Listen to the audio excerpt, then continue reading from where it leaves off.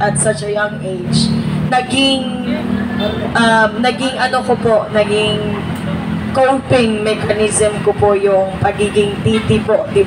Like, I'm not trying to undermine those people who are actually members of LGBTQ,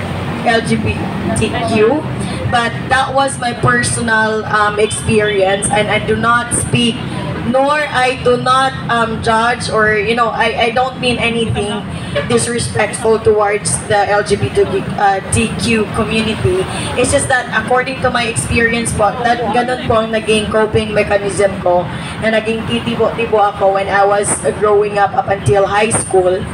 So when I was around grade 6, isa lang po ang pangarap ko. It's either maging sundalo or maging abogado.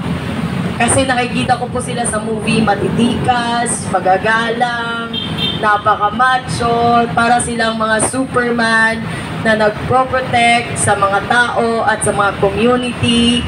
Sila yung napoportray na mga hero, especially sa mga old Filipino movies kung saan ang mga sundalo at ang mga police ay palagi pong na-highlight yung pagiging savior nila sa community. So yun po ang naging pangarap ko. And up to this day, hindi naman nabago ang perspective ko or perception ko sa mga police. I still look at them as someone who will protect the community. At sana po ay marinig at mapakinggan po tayo. Hindi naman po ako isang sikat na tao, hindi po ako mayaman, hindi rin po tayo kagandahan. Pero, hindi po ako nabibilang sa known family para ang boses ko po ay mag-matter sa isang tao na may pinakamataas na posisyon sa militar.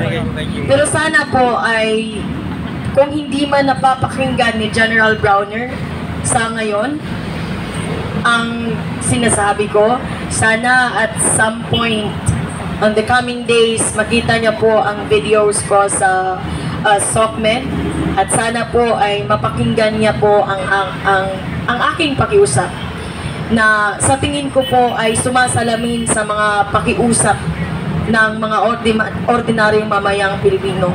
I-highlight ko lang po ito, ang sinabi ko kahapon, na sa nakikita ko po, wala na pong check and balance ang Pilipinas.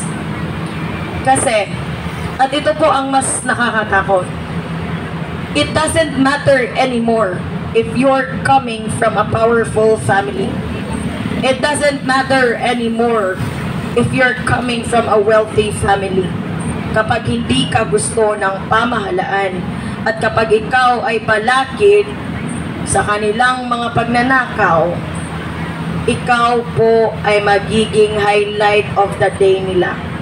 At ikaw ay magiging center of persecution. Again, sinabi ko na kahapon, I may be wrong, maaaring mali, maaaring tama, but this is my personal observation. Wala na pong batas ang Pilipinas. Hindi po nagfa-function on the expected ways and normal ways of functions ang mga branches ng ating pamahalaan. Ang judiciary po natin ay may mga questionable, mga conflicting decision, appointments, and mga key decision making na para sa akin po ay hindi na po ino-honor kung anong nasa batas.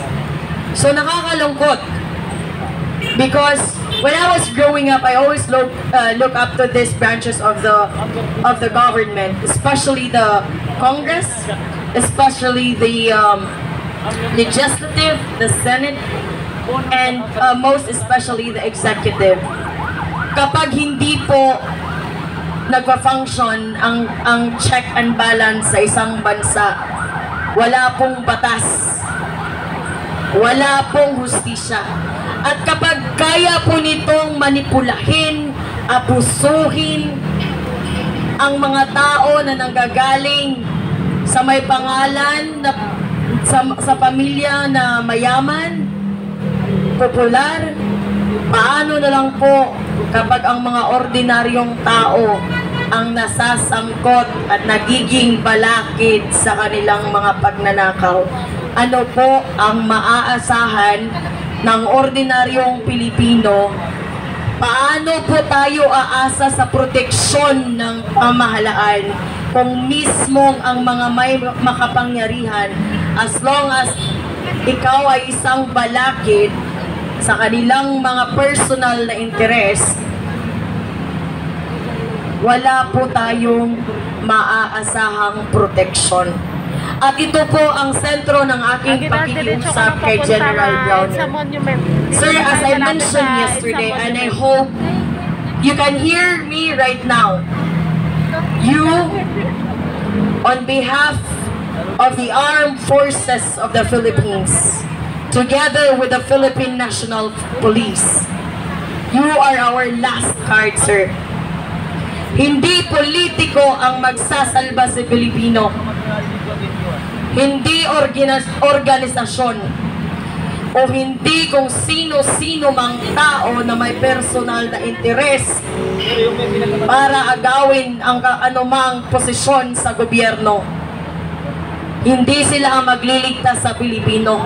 And by the Constitution, we should not be leaning to these political figures for protection.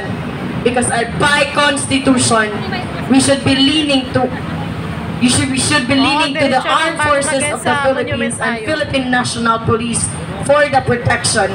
Because at the end of the day, mas mahalaga po na proteksyonan ang interes at ang kapakanan ng mga mamayang Pilipino. At sana po I think it's very basic expectation po. At sana po wag po natin kalimutan yon.